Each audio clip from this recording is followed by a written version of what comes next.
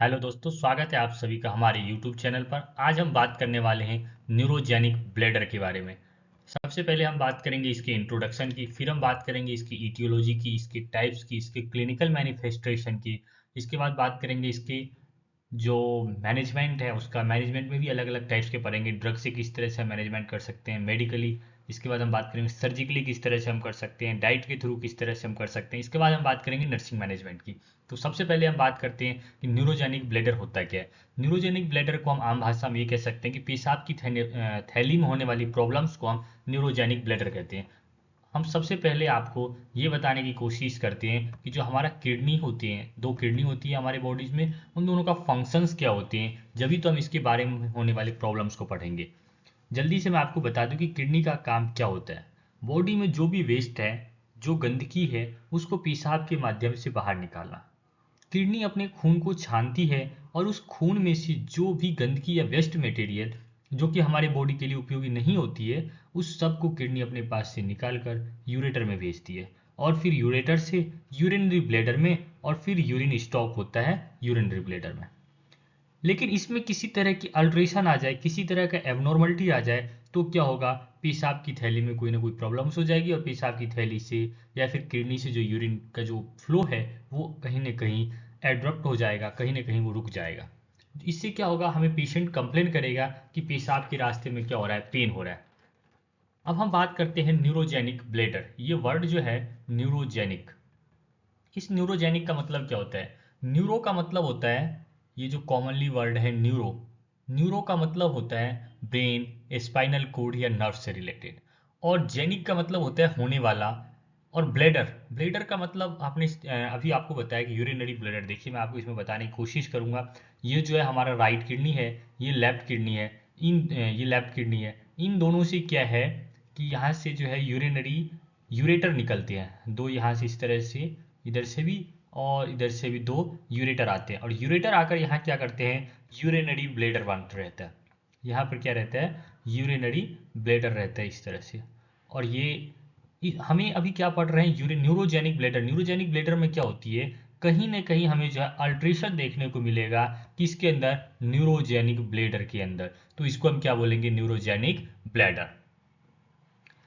Neurogenic bladder में क्या होता है, जब आपका ब्लेडर फुल होता है तो नर्व्स के थ्रू ब्रेन के पास मैसेज आता है। और फिर ब्रेन अपने मैसेज देती है ब्लेडर को कि ब्लेडर में कॉन्ट्रैक्शन या संकुचन हो। और फिर जो ब्लेडर के स्फिंक्टर हैं वो ओपन हो जाते हैं और यूरिन को बाहर आउट कर देते हैं। लेकिन ब्लेडर पहले सूचना स्पाइनल कोड को देती है, फिर स्पाइनल कोड जो है इस सूचना को ब्रेन को देती है, फिर ब्रेन से सूचना आती है स्पाइनल कोड के पास, और फिर स्पाइनल कोड से सूचना आती है यूरिनरी ब्लैडर के पास कि आपको कॉन्ट्रैक्शन करना है। यदि ये सही टाइम पे हो जाए, मतलब क्या, ब्लेडर सूचना सही टाइम पर दे दे, और जो ब्लेडर से सूचना जो स्पाइनल कोड को पहुंच रही है वो सही टाइम पर स्पाइनल कोड में आ जाए, और ब्रेन स्पाइनल कोड को, मतलब स्पाइनल कोड ब्रेन को सही टाइम पर सूचना दे दे, फिर ब्रेन जो है अपने नर्व्स के माध्यम से सूचना तुरंत जो है स्पाइनल कोड को दे दे, और अगेन स्पाइनल कोड जो है ब्लेडर को सूचना दे दे कि आपको कॉन्ट्रैक्शन करना है। इन सब में यदि किसी तरह की अल्ट्रेशन देखने को मिलता है तो उसे हम बोलते हैं न्यूरोजेनिक ब्लैडर। न्यूरोजेनिक ब्लैडर में मेनली क्या होती है, नर्व्स का खेल होती है। मतलब यदि नर्व्स के कारण, यदि नर्वस सिस्टम के कारण कोई पेशाब में प्रॉब्लम होती है तो उसे हम बोलते हैं मेनली न्यूरोजेनिक ब्लैडर। इसको हम क्या कहते हैं, लोअर यूरिनरी ट्रैक्ट डिसफंक्शन। इसमें क्या होता है, जो लोअर यूरिनरी ट्रैक्ट से मतलब ये है कि इसके अंदर किडनी के अंदर तो कोई प्रॉब्लम नहीं है, यूरेटर के अंदर तो कोई प्रॉब्लम नहीं है, लेकिन जो ब्लैडर है उसके अंदर कहीं ना कहीं प्रॉब्लम है। तो is the urinary lower urinary tract जो है डिसफंक्शन है, is when a person lack bladder control. इसमें क्या होती है, जो पर्सन है, जो इंडिविजुअल है, जो पेशेंट है, उसमें उसका क्या हो जाता है, ब्लेडर के ऊपर जो कंट्रोल है, जो नियंत्रण है ब्लेडर के ऊपर, वो बहुत ही कम हो जाता है। जिसके कारण, ड्यू टू जिसके कारण क्या होती है, ब्रेन किसके कारण कंट्रोल, ब्रेन, स्पाइनल कोड और नर्व्स प्रॉब्लम, इन तीनों की वजह से जो पर्सन है, जो हमारा पेशेंट है, उसका ब्लेडर के ऊपर से कंट्रोल कम हो जाता है। तो इसे हम क्या बोलते हैं, न्यूरोजेनिक ब्लेडर। मतलब सिंपली भाषा में आपको बताऊं तो ब्रेन, स्पाइनल कोड और नर्व के कारण जो पेशेंट का ब्लेडर के ऊपर से कंट्रोल हट जाता है तो उसे हम बोलते हैं न्यूरोजेनिक ब्लेडर। आप देख सकते हो इस तरह से ये स्पाइनल कोड होता है, स्पाइनल कोड से जो है नर्व्स निकलती है और वो ब्लेडर तक पहुंचती है। अब हम बात करते हैं सबसे पहले टाइप्स ऑफ न्यूरोजेनिक ब्लैडर। इसमें जो सबसे पहला टाइप आता है फ्लैसिड न्यूरोजेनिक ब्लैडर या हाइपोटोनिक, और दूसरा आता है स्पास्टिक न्यूरोजेनिक ब्लैडर या फिर रिफ्लेक्सिज। हम सबसे पहले बात करते हैं फ्लैसिड न्यूरोजेनिक ब्लैडर की। It is caused by lower motor neuron. ये किसके कारण होता है? लोअर मोटर जो न्यूरॉन्स हैं उसके अंदर क्या हो जाता है? लीजन। लीजन का मतलब होता है घाव बन जाना, कोई भी या प्रॉब्लम्स हो जाना किसके अंदर? जो लोअर मोटर न्यूरॉन है उसके अंदर। Commonly resulting from trauma. ये मेनली किसके कारण होता है? कोई ट्रॉमा हो जाए, किसी तरह की कोई चोट लग जाए जिसके कारण कोई घाव बन जाए, या किसी तरह का डिस्ट्रक्शन देखने को मिले जो लोअर न्यूरॉन्स हैं उसके अंदर, तो ये कॉज होता है फ्लैसिड न्यूरोजेनिक ब्लैडर या हाइपोटोनिक। ये it is also common in patient with diabetes mellitus due to nephropathies. ये जो है बहुत ही कॉमन देखने को मिलता है जिन पेशेंटों में डायबिटीज मेलाइटस या ब्लड शुगर का लेवल बढ़ा हुआ रहता है उनके अंदर, क्योंकि जो ब्लड शुगर का लेवल है वो नेफ्रोपैथीज करवाने में हेल्प करता है, जिससे क्या होता है बैक्टीरिया का ग्रोथ। पैथीज का मतलब बैक्टीरिया का ग्रोथ होगा कहीं ना कहीं नेफ्रो किडनी के अंदर, मतलब लोअर यूरिनरी ट्रैक्ट या अपर यूरिनरी ट्रैक्ट में, तो इसके अंदर ये कॉमन देखने को मिलता है।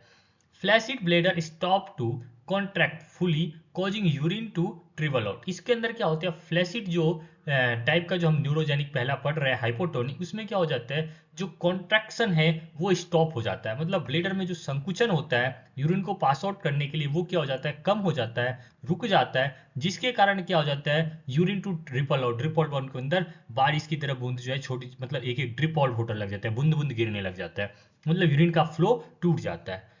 Here volume of urine is large but pressure slow.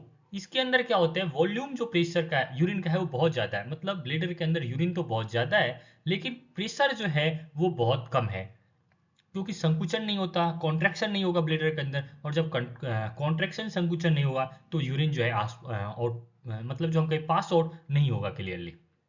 इसके बाद जो दूसरा टाइप है हमारे पास स्पास्टिक न्यूरोजेनिक ब्लेडर या फिर रिफ्लेक्सेज बोलते हैं। Spastic bladder common type, and ये क्या होती है मोर कॉमन टाइप होती है। यदि हम कंपेयर करें फ्लैसिड और स्पास्टिक की, तो स्पास्टिक जो है ज्यादा पेशेंटों में हमें देखने को मिलती है। And it is caused by any spinal cord lesion. ये किसके द्वारा होता है? कॉज्ड का मतलब इसका कारण क्या होता है? मेनली जो स्पाइनल कोड लीजन, मतलब स्पाइनल कोड के अंदर यदि किसी तरह का कोई घाव बन जाए तो जो है स्पास्टिक न्यूरोजेनिक ब्लेडर कॉज होती है। Above the voiding reflex are upper motor neuron lesion. मतलब इसमें क्या होगा जो वॉइडिंग रिफ्लेक्स है वो खत्म हो जाता है, मतलब बार बार आता है इसके अंदर वॉइडिंग रिफ्लेक्स जो है बहुत ज्यादा आता है। किसकी वजह से? स्पाइनल कोड के अंदर कोई ना कोई लीजन, कोई ना कोई घाव बन जाता है इसकी वजह से। इट अकर्स वेन, ये कब घटित होता है, या मतलब ये कब होता है? When volume of urine is low. इसमें क्या होता है यूरिन का वॉल्यूम तो लो होता है, स्मॉल कम होता है, but there is involuntary contraction. लेकिन कॉन्ट्रेक्शन जो संकुचन है वो बहुत ज्यादा होता है, वो पेशेंट के कंट्रोल में नहीं होता संकुचन, जिसकी वजह से क्या होता है पेन देखने को मिलेगा, तो उसे हम क्या बोलते हैं स्पास्टिक न्यूरोजेनिक ब्लेडर। अब मैं आपको एक एक वर्ड में बताऊं तो जो फ्लैसिड न्यूरोजेनिक ब्लेडर है इसके अंदर क्या हो जाता है कॉन्ट्रेक्शन नहीं होता ब्लेडर का, लेकिन यूरिन जो है बहुत ज्यादा होता है और पास आउट बहुत कम होता है। जबकि स्पास्टिक जो न्यूरोजेनिक ब्लेडर का टाइप्स है उसमें क्या होता है कि इसमें कॉन्ट्रैक्शन तो बहुत ज़्यादा होता है लेकिन यूरिन का जो वॉल्यूम है वो बहुत कम होता है, और इसकी वजह से यूरिन का पास आउट कहाँ से होगा जब यूरिन की वॉल्यूम ही कम है तो। लेकिन संकुचन बार बार होता है, कॉन्ट्रैक्शन बार बार होता है, तो इसकी वजह से जो हमें पेशेंट में पेन देखने को मिलती है। ये दो टाइप्स है न्यूरोजेनिक ब्लेडर के। अब हम बात करते हैं अगला ईटियोलॉजी एंड रिस्क फैक्टर। मतलब न्यूरोजेनिक ब्लेडर के क्या क्या कारण हैं और क्या क्या रिस्क फैक्टर है। रिस्क फैक्टर का मतलब होता है किन किन पेशेंटों में रिस्क है कि भविष्य में या अब इस पेशेंट में ये हो सकता है। सबसे पहले जो हमें देखने को मिलती है वो है स्ट्रोक। जो स्ट्रोक वाले पेशेंट होती है उनके अंदर स्ट्रोक में क्या होता है जो ब्रेन की नसें फट जाती है तो हम स्ट्रोक कहते हैं। स्ट्रोक में क्या होगा जैसे ही ब्रेन की नसें फटेगी तो ब्रेन के अंदर अल्ट्रेशन देखने को मिलेगा, और जैसे ब्रेन के अंदर अल्ट्रेशन होगा तो जो लोअर मोटर न्यूरॉन्स हैं, जो अपर मोटर न्यूरॉन्स हैं, उसके ऊपर से ब्रेन का कंट्रोल कम हो जाएगा, तो हमें न्यूरोजेनिक ब्लैडर देखने को मिलेगा। इसके बाद से किसी पेशेंट के अंदर ब्रेन ट्यूमर हो गया। ब्रेन ट्यूमर से क्या होगा ब्रेन का स्पेस कम होगा, और जैसे स्पेस कम होगा तो उससे वो कहीं ना कहीं जो ब्रेन ट्यूमर जो बन रहा है वो जो नर्व का पाथवे है उसको कहीं ना कहीं ऑब्स्ट्रक्ट करेगा, और जब वो ऑब्स्ट्रक्ट करेगा तो नर्व नर्व्स का जो आदान प्रदान जो हो रहा है, जो सूचनाएं जा रही है ब्रेन तक और ब्रेन से जो सूचनाएं ब्लेडर तक आ रही है, उस बीच में कहीं ना कहीं अल्ट्रेशन देखने को मिलेगा, जिसकी वजह से हो सकता है। सेम कारण है spinal cord injury. Spinal cord injury में भी यही होता है कि स्पाइनल कोड बीच में इंजरी हो गई, बीच रास्ता ही टूट गया, तो फिर सूचनाओं का आदान प्रदान कैसे होगा ब्लेडर और ब्रेन के बीच। ब्लेडर और ब्रेन के बीच सूचनाओं को ले जाने के लिए स्पाइनल कोड जो है एक बांध की तरह है। यदि इसके अंदर कोई इंजरी हो जाए तो भी जो हमें न्यूरोजेनिक ब्लैडर है देखने को मिलेगा। इसके बाद से मल्टीपल स्क्लेरोसिस। जो मल्टीपल स्क्लेरोसिस होती है इसके अंदर भी हमें ब्रेन के जो न्यूरॉन होती है वो न्यूरॉन भी आपके हमारे जैसे जो है शर्ट पहनते हैं, और वैसे न्यूरॉन के ऊपर भी जो है कवरिंग होती है। शर्ट किस तरह से वो पहनते हैं कि उनके ऊपर कवरिंग होता है, जैसे अपन शर्ट पहनते हैं तो वो क्या पहनते हैं, उनके ऊपर कवरिंग होती है जिसे हम क्या कहते हैं, माइलिन शीट कहते हैं। और यदि माइलिन शीट में कोई प्रॉब्लम हो जाए तो फिर मैसेज में प्रॉपर आ जा नहीं सकेगा, जिसके कारण भी जो है न्यूरोजेनिक ब्लैडर देखने को मिलती है। इसके बाद से अगला आता है अल्जाइमर डिजीज। अल्जाइमर डिजीज की वजह से क्यों होता है, क्योंकि इसमें भूलने की आदत पड़ जाती है, मतलब डिस्ट्रॉय द मेमोरी इसकी वजह से। Syphilis affect meninges. मतलब सिफिलिस नाम की बीमारी होती है, वो क्या करती है, अफेक्ट कर देती है मेनिंजेस। मेनिंजेस क्या होती है, ब्रेन और स्पाइनल कोड की जो कवरिंग है उसके अंदर जो है अफेक्ट करती है सिफिलिस। यदि ब्रेन और स्पाइनल कोड की कवरिंग जैसे मोटी हो जाए या फिर उसमें बैक्टीरियल ग्रोथ हो जाए तो उससे क्या होगा, जो सूचनाएं, जो अपने न्यूरॉन्स जो जो इंफॉर्मेशन ले जा रही है, सूचनाएं ले जा रही है, वो क्या होगा, कहीं ना कहीं रुक जाएगा। इसके बाद से vitamin B12 deficiency. Vitamin B12 deficiency की वजह से भी न्यूरोजेनिक ब्लेडर हो सकता है। किस लिए, क्योंकि विटामिन B12 की जब कमी हो जाती है तो उससे लॉस ऑफ फिजिकल कोऑर्डिनेशन, जिसको हम अटेक्सिया बोलते हैं, इसमें क्या होती है, न्यूरोपैथी भी डेवलप हो जाती है विटामिन B12 की कमी से। और जब हमारा फिजिकल जो मतलब कोऑर्डिनेशन है, मतलब कोऑर्डिनेशन बोले तो बॉडी का ब्रेन के थ्रू काम करवाना और ब्रेन का बॉडी के थ्रू काम करवाना, ये दोनों जो है कोऑर्डिनेशन जो हमारा मसल्स का है वो टूट जाता है विटामिन B12 की डेफिशिएंसी की वजह से, तो भी जो है न्यूरोजेनिक ब्लैडर देखने को मिलेगा। इसके बाद कोई पेशेंट यदि अल्कोहल का यूज करता है तो अल्कोहल की वजह से न्यूरोपैथी हो सकता है, मतलब नर्व्स के अंदर कोई प्रॉब्लम्स हो सकती है जिसकी वजह से भी जो न्यूरोजेनिक ब्लैडर हो सकता है। इसके बाद से congenital birth defect spina bifida. Spina bifida के अंदर क्या हमें देखने को मिलती है कि जो स्पाइनल कोड है वो बाहर की तरफ से उसका कवरिंग ही नहीं होता। ये क्या है, कंजेनाइटल प्रॉब्लम है, मतलब बर्थ के टाइम ही होता है, ये मेनली देखने को मिलता है स्पाइना बाइफिडा। यदि इसका ट्रीटमेंट नहीं किया गया, क्योंकि क्या होगा, इसमें स्पाइनल कोड जो है प्रोट्यूज आउट हो जाता है, मतलब बाहर की तरफ निकल जाता है, और जैसे ही स्पाइनल कोड बाहर की तरफ निकलेगा तो कहीं ना कहीं जो है अल्ट्रेशन देखने को मिलेगा नर्व्स की सूचनाएं लाने और ले जाने के अंदर।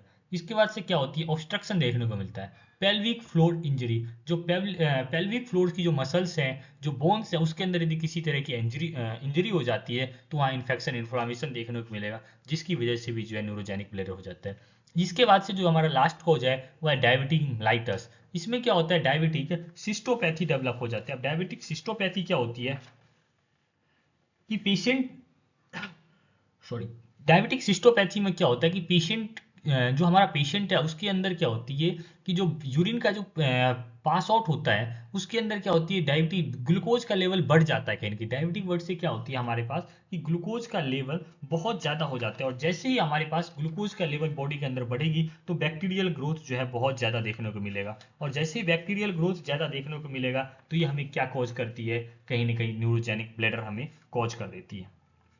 Impairment of bladder sensation.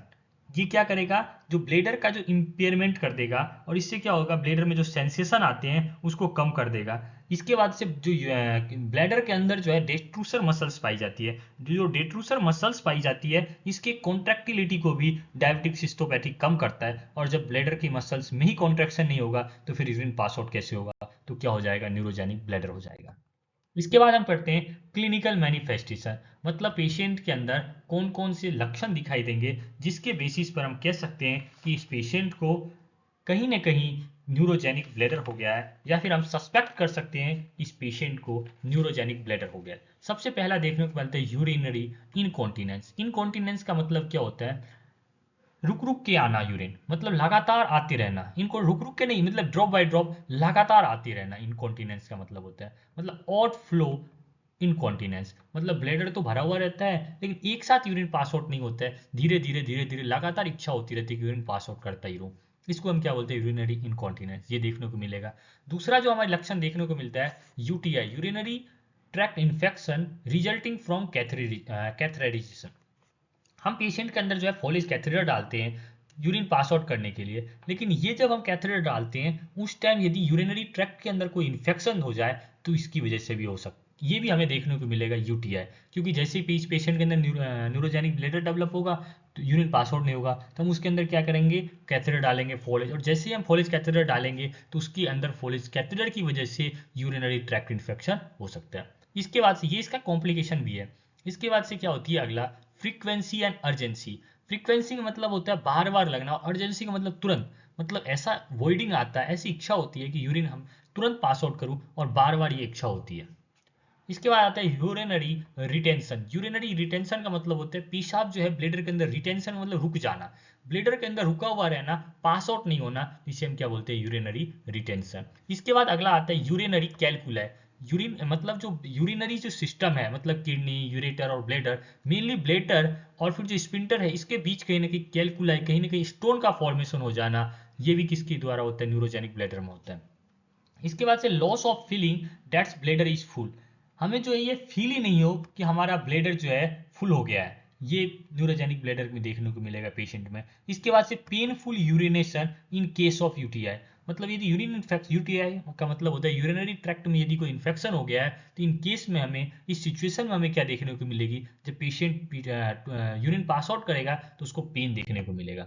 इसके बाद से इसके कुछ कॉम्प्लिकेशन है न्यूरोजेनिक ब्लैडर के, मतलब न्यूरोजेनिक ब्लैडर की वजह से ये हो सकता है कि वो कौन कौन सी चीज़ है, रिपीटेड इन्फेक्शन, बार बार इन्फेक्शन देख सकती है, देखने को मिलेगा हमें, क्योंकि जहाँ यूरिन का रिटेंशन हो रहा है, मतलब पेशाब रुक रहा है, पेशाब के अंदर क्या होती है, बैक्टीरिया, वायरस, मतलब कहीं ना कहीं हमारी बॉडी का अवशिष्ट होता है, डस्ट होता है बॉडी का, तो वहाँ पे क्या हो सकता है, ये हमें जो है इन्फेक्शन बहुत ज़्यादा देखने को मिलेगा यूरिनरी रिटेंशन के अंदर, जिसकी वजह से रिपीटेड इन्फेक्शन होगा। इसके बाद से किडनी डैमेज। किडनी डैमेज क्या होगा, जब यूरिन आउट, मतलब यूरिन बाहर पास आउट नहीं होगा ब्लेडर से, तो वो पीछे की तरफ जो है रिफ्लेक्स देगा, मतलब वो वापस जो है किडनी की ओर यूरिन जो है जाएगा थ्रू थ्रू यूरिन, जो हमारा यूरेटर है इसके थ्रू, जैसे यूरेटर में जाएगा तो इससे क्या होगा, जो किडनी से जो यूरिन आ रहा है कहीं ना कहीं यूरेटर, ब्लेडर के पास यूरेटर के थ्रू, वो नहीं आएगा, क्योंकि आगे ही क्या रास्ता बंद है, रास्ता फुल है, तो किडनी, इसकी वजह से क्या होगा, किडनी डैमेज होगा। इसके बाद से vesico urethral reflex. Vesico urethral reflex क्या होता है, ब्लेडर से यूरिन का पास आउट बाहर ना होकर उल्टी साइड में होना, उल्टी साइड का मतलब यूरेटर में जाना, यूरिन यूरेटर से किडनी की ओर जाना, इसको हम क्या बोलते हैं, वेसिको यूरिथ्रल रिफ्लेक्स, और ये हमें देखने को मिलेगा न्यूरोजेनिक ब्लैडर में। इसके बाद हम बात करते हैं डायग्नोस्टिक इवेल्युएशन। डायग्नोस्टिक इवेल्युएशन का मतलब होती है कि हम कौन कौन सी जांचें जो है वो हम कर सकते हैं। सबसे पहले हम करेंगे history collection and physical examination. हम सबसे पहले हिस्ट्री कलेक्ट करेंगे पेशेंट की, कि क्या उसे अभी कुछ टाइम पहले यूरिनरी ट्रैक्ट में कोई ना कोई इन्फेक्शन हुआ है, क्या उसका कोई एक्सीडेंट हुआ है, कोई उसके स्पाइनल कोड या ब्रेन में कोई इंजरी हुई है, पेल्विक मसल्स जो है उनमें कोई इंजरी देखने को मिली है, ये हम हिस्ट्री कलेक्ट करेंगे। इसके बाद हम क्या करेंगे, फिजिकल एग्जामिनेशन। फिजिकल एग्जामिनेशन में जो हम ब्लेडर है उसको पाल्पेट करके देखेंगे, और इसके बाद से हम ये देखेंगे कि पेशेंट को कंटिन्यूस ड्रिपलिंग हो रही है या फिर इनकॉन्टिनेंस हो रही है, ये हम चेक करेंगे। इसके बाद से हम देखेंगे कि जो कहीं ना कहीं रेडनेस या स्वेलिंग ऐसा तो कुछ देखने को नहीं मिल रही है, कोई इंजरी तो नहीं हो रखा है, ये हम चेक करेंगे फिजिकल एग्जामिनेशन में। इसके बाद हम चेक करेंगे यूरिन एनालिसिस एंड कल्चर। हम पेशाब का जांच करेंगे और इसके बाद से पेशाब का कल्चर करवाएंगे। यूरिन कल्चर में क्या होगा, एक फेवरेबल एनवायरनमेंट दे करके यूरिन के अंदर, यूरिन को एक फेवरेबल एनवायरनमेंट प्रोवाइड करेंगे, जिससे क्या होगा, यूरिन के अंदर जो बैक्टीरिया है उसका ग्रोथ ज़्यादा से ज़्यादा देखने को मिलेगा। इसके बाद से हम कर सकते हैं ब्लड टेस्ट। ब्लड टेस्ट में क्या क्या कर सकते हैं, सीबीसी, कंप्लीट ब्लड काउंट देख सकते हैं, इसमें डब्ल्यूबीसी का काउंट बढ़ा हुआ देखने को मिलेगा, यदि इन्फेक्शन है तो कल्चर करवा सकते हैं, ब्यू एंड ब्लड यूरिया नाइट्रोजन के लेवल चेक कर सकते हैं, सीरम क्रिएटिनिन का लेवल चेक कर सकते हैं। इसके बाद से हम क्या कर सकते हैं, सिस्टोस्कोपी कर सकते हैं। सिस्टोस्कोपी में हम क्या करते हैं, view the urinary tract VI cystoscope. Cystoscope के द्वारा जो है यूरिनरी ट्रैक्ट को विजुअलाइज करते हैं, देखते हैं, पार्टिकुलरली ब्लेडर को देखते हैं, यूरिथ्रा को देखते हैं, और ओपनिंग जो यूरेटर का हो रहा है उसको हम देखते हैं। इसके बाद से आता है सिस्टोग्राफी। सिस्टोग्राफी क्या है, एक इमेजिंग टेस्ट है, मतलब इसमें हम एक्सरे का यूज करेंगे, जैसे केयूबी एक्सरे होता है, किडनी, यूरेटर, ब्लेडर, इन तीनों का हम एक्सरे करके देखते हैं। इसके बाद से यूएसजी अल्ट्रासाउंड करके हम देखेंगे। इसके बाद से PVR, post void residual test. इसमें क्या होता है, ये जो मोस्ट मतलब जो एक नॉर्मल रेंज करे तो लेस देन 50 ml होता है। मतलब हमारा जो ब्लेडर है वो कभी भी कंप्लीटली इम्पेटी नहीं होता है, कभी भी पूरा खाली नहीं होता है, उसके अंदर 50 ml के अप्रॉक्स यूरिन जो है हमेशा बचा हुआ रहता है। इसे हम बोलते हैं पोस्ट वॉइड रिजिडुअल, मतलब पेशाब करने के बाद भी ब्लेडर के अंदर पेशाब रह जाना एक नॉर्मल बात है। लेकिन यदि 50 ml से कम रहता है या 50 ml रहता है तो ये नॉर्मल है, यदि इससे ज्यादा होता है तो ये एबनॉर्मल है। इसको हम बोलते हैं पोस्ट वॉइड रेजिडुअल टेस्ट। इसके बाद हम करते हैं इसकी मैनेजमेंट की बात। मैनेजमेंट में हम क्या करेंगे, सबसे पहले बात करेंगे बिहेवियरल चेंजेस की, फिर फूड एंड डाइट मैनेजमेंट की, फिर पेल्विक फ्लोर मसल एक्सरसाइज की, फिर फार्माकोलॉजी की, फिर electrical stimulation, surgical procedure, nursing management. ये सब मैनेजमेंट के टाइप से हम एक एक करके आगे पढ़ते हैं। सबसे पहले हम पढ़ते हैं बिहेवियरल चेंजेस। बिहेवियरल चेंजेस में हम क्या करेंगे, पेशेंट को ब्लेडर ट्रेनिंग देंगे। Hold the urine for 10 minutes every time when patient feel an urge to urinate. मतलब ब्लेडर ट्रेनिंग में हम क्या करेंगे, पेशेंट को हमेशा कहेंगे कि वो 10 मिनट के लिए यूरिन को जो है रोकने की कोशिश करे, मतलब यूरिन ब्लेडर को जो है भरने की कोशिश करे, इसके बाद जो है वो यूरिन पास आउट करे। वो यूरिन को 10 मिनट के लिए जब उसको अर्ज आए, इच्छा हो यूरिन पास आउट करने की, तो होल्ड करे। इसके बाद हम क्या करेंगे, डबल वॉइडिंग करवाएंगे। It means urinating when they waiting for few minutes and then again urinating to empty the bladder completely। Double voiding में हम क्या करेंगे, सबसे पहले जब भी पेशेंट को यूरिनेटिंग यूरिन पास आउट करने का मन करेगा तो उसको हम बोलेंगे पहले तो कुछ मिनट के लिए वेट कर, यूरिन पास आउट करने के बाद फिर से जो है वापस यूरिनेट कर, मतलब वापस से यूरिन पास आउट, जिससे कि ब्लैडर जो है कंप्लीटली इम्पैटी हो जाए। मतलब एक बार तो यूरिन पास आउट कर लिया, फिर कुछ मिनट के लिए रुक, फिर वापस यूरिन पास आउट कर, जिससे कि ब्लैडर पूरी तरह से इम्पैटी हो जाए। इसको हम बोलते हैं डबल वॉइडिंग। इसके बाद से हम क्या करेंगे, शेड्यूल टॉयलेट ट्रिप्स करेंगे। इसमें क्या होता है, it means urinating every 2 to 4 hours rather than waiting for the need of urinate. मतलब हम इसमें हमें यूरिन पास आउट करने की इच्छा हो रही या नहीं ये चेक नहीं करेंगे, प्रत्येक 2 से 4 घंटे में जो है उसको हम यूरिनेट करवाएंगे, मतलब यूरिन पास आउट करवाएंगे। इसके बाद हम करते हैं फ्लूड एंड डाइट मैनेजमेंट की। फ्लूड और डाइट मैनेजमेंट किस तरह से कर सकते हैं, इसमें हम पेशेंट को बोलेंगे कि अवॉइड करे अल्कोहल को, कैफीन को, कैफीन का मतलब जो चाय कॉफी इस ऐसी चीज है इसको अवॉइड करे। एसिडिक फूड जो है इसको अवॉइड करे, चाय कॉफी में क्या होते हैं एसिड्स बनते हैं, इसलिए हमें इसको अवॉइड करना है अल्कोहल में। इसके बाद से क्या करना है, रिड्यूस करना है लिक्विड कंजप्शन को। पेशेंट जो लिक्विड ले रहा है उसके कंजप्शन को हमें कम से कम देना है, उसको लिक्विड पानी कम से कम देना है, क्योंकि जैसे ही हम पानी देंगे तो यूरिन का प्रोडक्शन बढ़ेगा, और यूरिन का प्रोडक्शन पास नहीं हो रहा है यूरिन, तो पेशेंट को प्रॉब्लम देखने को मिलेगा। क्या देखने को मिलेगा, lose weight and increase physical activity. और पेशेंट को हम बोलेंगे कि अपना जो वजन है इसको कम करो, फिजिकल एक्टिविटी को बढ़ाए। Low calcium diet to reduce risk of stone. Calcium जो है इसको हम कम से कम दें, क्योंकि यूरिन का रिटेंशन हो रहा है, और यूरिन के अंदर कैल्शियम होते हैं, और जैसे ही यूरिन का रिटेंशन होगा तो कहीं ना कहीं कैल्शियम ब्लैडर के अंदर जमा होगा। कैल्शियम के जमा होने से क्या होगा, स्टोन का फॉर्मेशन हो जाएगा, जो पत्थर का फॉर्मेशन हो जाएगा, पथरी की प्रॉब्लम देखने को मिलेगी। इसलिए हम उसको क्या करेंगे, लो कैल्शियम डाइट देंगे, जिसके अंदर कैल्शियम कम हो ऐसी खाना देंगे। Sugar management in case of diabetes mellitus. यदि किसी पेशेंट कोई पेशेंट शुगर का पेशेंट है तो उसको हम अंदर हम शुगर मैनेजमेंट करेंगे, ऐसी डाइट नहीं देंगे जिससे कि उसको शुगर हो। इसके बाद हम उसको क्या करेंगे, पेल्विक फ्लोर मसल्स एक्सरसाइज कराएंगे, जिसको हम बोलते हैं कीगल एक्सरसाइज। ये क्या होती है, इस तरह से जो हम 6 स्टेप्स में जो हम कीगल एक्सरसाइज करते हैं, मतलब जो हमारा पेल्विक मसल्स होता है, ये जो पेल्विक मसल्स है इसका हम क्या करते हैं, एक्सरसाइज करते हैं। ये जब मसल्स मजबूत होती है तो कहीं ना कहीं हमारे ब्लैडर के ऊपर हमारा कंट्रोल बढ़ता है। देख सकते हो ये 6 स्टेप्स हैं, इन 6 वो स्टेप्स से जो हम इसको बोलते हैं कीगल एक्सरसाइज, और इस कीगल एक्सरसाइज के थ्रू जो है हम पेल्विक मसल्स जो है उसको हम स्ट्रॉन्ग करते हैं। इसके बाद हम देखते हैं फार्माकोलॉजिकल मैनेजमेंट, मतलब किस तरह से हम ड्रग्स के थ्रू किस तरह से मैनेज कर सकते हैं। पहला आता है पैरा सिम्पैथोमिमेटिक्स, इंक्रीज करता है ये कॉन्ट्रैक्शन ऑफ डेट्रूसल मसल्स। और डेट्रूसल मसल्स कहाँ पाया जाता है, ब्लेडर के अंदर। यदि ब्लेडर के अंदर डेट्रूसल मसल्स पाया जाता है और डेट्रूसल मसल्स में कॉन्ट्रैक्शन ज्यादा ज्यादा होगा, मतलब ब्लेडर के अंदर कॉन्ट्रैक्शन होगा, और ब्लेडर के अंदर कॉन्ट्रैक्शन होगा तो यूरिन का पास आउट हो जाएगा। एंटी कोलिनर्जिक ये क्या है, पैरासिम्पैथेटिक कब देंगे, अकॉर्डिंग टू टाइप्स देंगे। एक में तो हमारे कॉन्ट्रैक्शन हो ही नहीं रहा था, और एक जो टाइप्स था उसमें बहुत ज्यादा कॉन्ट्रैक्शन हो रहा था। एंटीकोलिनर्जिक मेडिसिन ये क्या करता है, ट्रीट करता है यूरिन इनकॉन्टिनेंस, मतलब जो ड्रिपलिंग टाइप्स का हो रहा है, मतलब ड्रिपलिंग नहीं, यूरिन इनकॉन्टिनेंस का मतलब लगातार जो यूरिन पास आउट हो रहा है, मतलब रुकने का मन ही नहीं कर रहा, यूरिन पास आउट करते रहना, ऐसा मन कर रहा है कि टॉयलेट में ही खड़ा रहो, तो हम एंटीकोलिनर्जिक मेडिकेशन दे सकते हैं। इसके बाद से जो है अल्फा ब्लोकर्स हम दे सकते हैं। अल्फा ब्लोकर्स का काम होता है बीपी को कंट्रोल करना, हाइपरटेंशन को कंट्रोल करने वाली दवाई होती है, ये हम दे सकते हैं। इसके बाद से यूरिथ्रल ब्लंकिंग इंजेक्शन नाम से आता है, वो हम दे सकते हैं यूरिथ्रल ब्लंकिंग की। ये क्या होती है, एडमिनिस्टर करते हैं वाल्स ऑफ यूरिथ्रा। इसको हम कहाँ देते हैं, जो इंजेक्शन को यूरिथ्रा की जो दीवार है, वाल ऑफ यूरिथ्रा पर, and help to close urethral infection. Urethral जो स्पिंटर होता है, स्पिंटर का मतलब होता है एक तरह से जो रास्ता है उसको, ब्लेडर ब्लेडर में क्या होते हैं, दो स्पिंटर पाए जाते हैं, इंटरनल स्पिंटर और आउटर स्पिंटर। ये दोनों अपने इंटरनल जो स्पिंटर होती है अपने नर्वस सिस्टम के थ्रू कंट्रोल होती है, और जो आउटर स्पिंटर होती है वो ऑटोमेटिक अपने पैरासिम्पैथेटिक नर्वस सिस्टम के थ्रू कंट्रोल होता है। तो ये इसी के थ्रू हम क्या करेंगे, जो हम यूरिथ्रल बल्किंग इंजेक्शन देंगे, इससे क्या करेंगे, हम यूरिथ्रल जो स्पिंटर है इसको क्लोज कर देंगे यदि हमें यूरिन इनकॉन्टिनेंस देखने को मिल रहा है तो, एंड ट्रीट यूरिनरी इनकॉन्टिनेंस।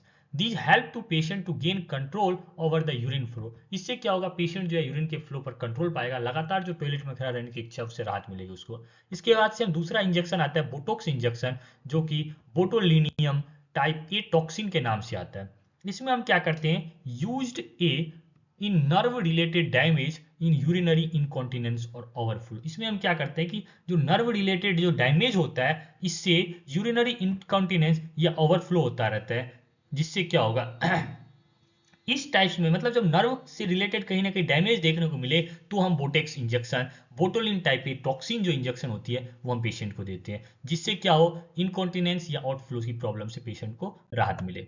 इसके बाद से हम देते हैं पेशेंट को इलेक्ट्रिकल स्टिमुलेशन। इसमें क्या करते हैं, electrodes are temporarily inserted into the rectum और vagina and stimulate and strength pelvic floor muscles. This treatment need continuation for survival month. मतलब पहले कुछ दिनों में यदि हमें न्यूरोजेनिक ब्लेडर का पता चल जाता है तो इसमें हम क्या करते हैं, इलेक्ट्रोड के थ्रू जो है एक इलेक्ट्रिक स्टिमुलेशन, मतलब ब्लेडर को जो है स्टिमुलेट करते हैं, किसके लिए, कंस्ट्रक्शन के लिए, जिससे क्या होता है जो पेल्विक मसल्स है वो क्या होता है, स्ट्रेंथ होती है, कहीं ना कहीं उसमें अंदर मजबूती आती है, जिससे क्या होता है मजबूती के साथ ब्लेडर के अंदर कॉन्ट्रैक्शन देखने को मिलता है और यूरिन का पास आउट हो जाता है।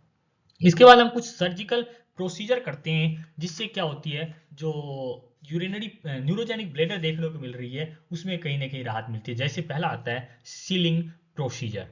कौन सा प्रोसीजर है, सीलिंग प्रोसीजर। इसमें हम क्या करते हैं, ट्रीट करते हैं यूरिनरी इनकॉन्टिनेंस को, किसके through, synthetic mess like tube लेते हैं, जिसको हम प्लेस कर देते हैं around the urethral valve and compress कर देते हैं यूरिथ्रा को, और जब यूरिथ्रा को हम कंप्रेस कर देंगे तो यूरिन का आउटपुट कम हो जाएगा, यूरिन इनकॉन्टिनेंस से हमें राहत मिलेगी। दूसरा आता है सुप्रा प्यूबिक यूरिनरी कैथेटराइजेशन। इसमें क्या होता है कि हम जो अपना जो यूरिन और ब्लेडर से जो बाहर यूरिन निकलता है उसको हम डायरेक्ट प्यूबिक एरिया पर एक होल बनाकर एक ट्यूब के थ्रू, एक कैथेटर के थ्रू डायरेक्टली हम सुप्रा प्यूबिक मतलब रास्ते से जो है यूरिन को बाहर निकाल ले कैथेटर के थ्रू, इसको हम बोलते हैं सुप्रा प्यूबिक यूरिनरी कैथेटराइजेशन। ये जो है यूरोलॉजिस्ट जो होते हैं वो करते हैं। डेट्रूसर मायोक्टोमी। मायोक्टोमी, मायो का मतलब क्या होता है, मसल्स, और डेट्रूसल कहाँ पाई जाती है, ब्लैडर के अंदर। इसमें क्या होती है, ये मेजर एक ऑपरेशन होता है, ये ट्रीट करता है ओवर एक्टिव ब्लैडर को एंड एंड ये जो सिम्टम्स होती है कि इसका अर्जेंसी को, इसको ट्रीट करता है। Remove the some whole muscles, किसका, जो ब्लेडर के चारों तरफ का जो मसल्स होता है लेयर, इसको ये क्या करती है, रिमूव कर देते हैं डेट्रूसर मायोक्टोमी के थ्रू, जिससे क्या होता है ब्लेडर ओवर एक्टिव हो रहा है, ब्लेडर को जो सपोर्ट मिल रहा है ओवर एक्टिव के थ्रू, ओवर एक्शन के लिए, वो कम हो जाता है। इसके बाद जो लास्ट जो हमारा सर्जरी आता है, ब्लेडर एग्यूमेंटेशन। इसमें क्या होता है, ये ट्रीट करते हैं इनकॉन्टिनेंस और ओवर एक्टिव ब्लेडर को भी। इंटेस्टाइन अटैच कर देते हैं ब्लेडर के थ्रू। इसमें हम क्या करते हैं, इंटेस्टाइन और ब्लेडर के का जो है फिस्टुला बना देते हैं, मतलब दोनों को हम कंबाइन कर देते हैं, इंटेस्टाइन और जो हमारा ब्लेडर है, जिससे यूरिन जो है क्या होगा, इंटेस्टाइन के थ्रू जो है बाहर पास आउट हो जाएगा, फीसेस फेसिस के थ्रू, मतलब हम बात करें तो मोशन के थ्रू जो हमारा यूरिन पास आउट हो जाएगा कहीं ना कहीं, यदि हमारे अगले ब्लैडर के अंदर यदि कॉन्टिनेंस देखने को मिल रहा है तो। इसके बाद से हम बात करते हैं नर्सिंग मैनेजमेंट की। नर्सिंग मैनेजमेंट की चार जो है डायग्नोसिस है, फिर इसकी इंटरवेंशन की बात करेंगे। पहला जो हमारा डायग्नोसिस है, urinary incontinence related to degenerative changes in the pelvic muscles and supported structure. ये क्या होते हैं, डीजनरेट मतलब धीरे धीरे कहीं ना कहीं इसका वापस से जनरेट नहीं हो सकता। ये एक ऐसी चेंजेस होती है पेल्विक मसल्स और सपोर्टिंग स्ट्रक्चर के अंदर, जिसकी वजह से क्या होती है यूरिनरी इनकॉन्टिनेंस। दूसरा इम्पेयर्ड स्किन इंटीग्रिटी, स्किन की जो इंटीग्रिटी मेंटेन नहीं हो पाती, क्यों? इनवॉलेंट्री यूरिनेशन, ज़्यादा यूरिन पास आउट होता है इसकी वजह से। Anxiety related to disease condition, patient को जो है घबराहट होता है, टेंशन होता है, क्यों? क्योंकि उस डिजीज की वजह से। Risk of infection related to involuntary urination and prolong catheterization, patient को क्या हो जाती है? इन्फेक्शन का रिस्क बढ़ जाता है, क्यों? क्योंकि पेशेंट के पास जो है हम पेशेंट को जो हम कैथेटराइजेशन कर देते हैं, फोलेज कैथेटर डाल देते हैं, और जब भी कोई कैथेटर या ट्यूब बॉडी के अंदर रहेगा तो कहीं ना कहीं इन्फेक्शन की सोर्स बढ़ती है। अब एक एक जो ये डायग्नोसिस है, इसके लिए हम क्या क्या इंटरवेंशन करेंगे वो पढ़ते हैं। पहला हमारा डायग्नोसिस था यूरिनरी इनकॉन्टिनेंस, यूरिन लगातार आ रहा है, तो इसके लिए हम क्या क्या इंटरवेंशन करेंगे। सबसे पहला हम करेंगे असेस यूरिनेशन केयरफुली, कितनी बार पेशेंट यूरिन कर रहा है उसको हम आराम से जो है उसको असेस करेंगे, किस तरह से यूरिन पास आउट कर रहा है। Maintain input output chart, patient कितना यूरिन पास आउट कर रहा है, कितना हम पेशेंट फ्लूइड ले रहा है, उसके हम चार्ट मेंटेन करेंगे। एडमिनिस्टर करेंगे medication as prescribed by doctor, मैं जो डॉक्टर की जो दवाई लिखी है वो जो दवाई है उसको हम एडमिनिस्टर करेंगे पेशेंट के अंदर। Assist in urinary catheterization, patient में जो है यूरिनरी इनकॉन्टिनेंस हो रहा है तो कैथेटराइजेशन करेंगे, मतलब फोलेज कैथेटर डालेंगे। Teach behavioural technique and exercise, patient को जो है हम बिहेवियरल टेक्निक मतलब व्यवहार को बदलने के लिए जो है हम मतलब एक तरह से बोले तो एक्सरसाइज बताएंगे, या फिर जैसे कीगल एक्सरसाइज डबलिंग मसल्स के लिए बदलेंगे, पेशेंट की टेंशन को हम कम करेंगे, इसके लिए बिहेवियरल टेक्निक्स के हम यूज करते हैं। इसके बाद से आता है इम्पेयर्ड स्किन इंटीग्रिटी, मतलब जो जैसे हम आप देखोगे कि स्किन को जैसे ही हम खींचते हैं और वो तुरंत अपनी पहली वाली अवस्था में चली जाती है, यदि वो नहीं जाती है इसका मतलब होता है स्किन की इंटीग्रिटी जो है कहीं ना कहीं कम हो गई है। इसके लिए हम क्या करेंगे? सबसे पहले हम असेस करेंगे कि इंटीग्रिटी ऑफ स्किन, स्किन की इंटीग्रिटी कैसी है। Observe the patient for bed सोर, यदि इंटीग्रिटी पेशेंट का कम है स्किन का तो बेड सोर की चांसेस बढ़ रहा है। यूटीआई और स्किन इन्फेक्शन की रेट बढ़ रही है, तो ये हम क्या करेंगे? ऑब्जर्व करेंगे कि पेशेंट को कहीं बेड सोर ना हो जाए, कहीं यूटीआई ना हो जाए, कहीं स्किन इन्फेक्शन नहीं हो जाए। Provide skin care with non allergic soap and lukewarm water, मतलब पेशेंट को जो है हम वार्म वाटर और नॉन एलर्जिक जो सॉप होते हैं जिससे पेशेंट को कोई तरह की एलर्जी नहीं हो, उससे हम क्या करेंगे? स्किन केयर प्रोवाइड करेंगे, कहीं ना कहीं पानी से उसको साफ करेंगे, जो वार्म वाटर है उससे कहीं ना कहीं पेशेंट की स्किन को हम साफ करेंगे, ऑयल जो है मॉइस्चर वो हम अप्लाई करेंगे पेशेंट के ऊपर। Maintain perineal hygiene and keep it dry, जो पेरिनियल एरिया है वहाँ की हम जो है हाइजीन को मेंटेन रखेंगे जिससे कि कोई इन्फेक्शन ना हो। पेरिनियल एरिया का मतलब जो हमारा जो ये हम बात करें आज से urine pass out motion pass out जाए, इसको हम क्लियर रखेंगे जिससे कहीं ना कहीं कोई इन्फेक्शन ना देखने को मिले। तीसरा आता है anxiety related to disease condition, इसके नर्सिंग इंटरवेंशन क्या क्या कर सकते हैं एंजाइटी को कम करने के लिए। सबसे पहले वही हम असेस करेंगे एंजाइटी लेवल को, फिर प्रोवाइड करेंगे प्राइवेसी ड्रिंक वॉइडिंग, जब भी पेशेंट यूरिन पास आउट कर रहा है उस समय हम पेशेंट को कोई ना कोई प्रोवाइडिंग मतलब प्राइवेसी जो है वो हम प्रोवाइड करें। प्राइवेसी का मतलब एक तरह से सुरक्षा प्रोवाइड करें, या फिर उससे हम एश्योर करेंगे कि कोई देख नहीं रहा है, इस तरह से। एनकरेज करेंगे रिलैक्सेशन टेक्निक, पेशेंट को जो है रिलैक्स रहने के लिए हम बार बार बोलेंगे। प्रोवाइड करेंगे डाइवर्जनल थेरेपी, पेशेंट की ध्यान जो है हम भटकाएंगे, मतलब यूरिन जो इनकॉन्टिनेंस हो रहा है या फिर कहीं ना कहीं यूरिन का जो रिटेंशन हो रहा है उससे हम क्या करेंगे? पेशेंट की ध्यान को डाइवर्ट करेंगे, उससे दूसरी बातें करेंगे, उसको मूवीज दिखाएंगे, फोन दिखाएंगे, सॉन्ग सुनाएंगे, इस तरह से हम डाइवर्जनल थेरेपी देते हैं। प्रोवाइड पॉजिटिव री फॉर सक्सेसफुल वॉइडिंग, पेशेंट को हम एक प्रोवाइड करेंगे पॉजिटिव इन्वॉल्वमेंट, मतलब उसको ऐसा ना हो कि टॉयलेट के अंदर गया दूसरा पेशेंट वेट कर रहा है कि कब निकलेगा कब निकलेगा, ऐसा नहीं, हम उसको जो है सक्सेसफुल वॉइडिंग मतलब पूरी यूरिन को जो है पास यूरिनेट करने के लिए उसको प्रॉपर टाइम देंगे।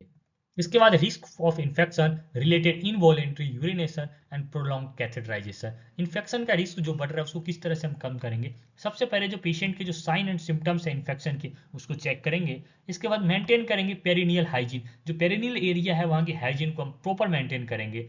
प्रोवाइड करेंगे कैथेटर केयर, जो फोलेज कैथेटर हमने डाला हुआ है इनकॉन्टिनेंस को ट्रीट करने के लिए, रिटेंशन को ट्रीट करने के लिए, उसकी हम प्रॉपर केयर करेंगे। मॉनिटर करेंगे टीएलसी टोटल ल्यूकोसाइट काउंट को मॉनिटर करेंगे।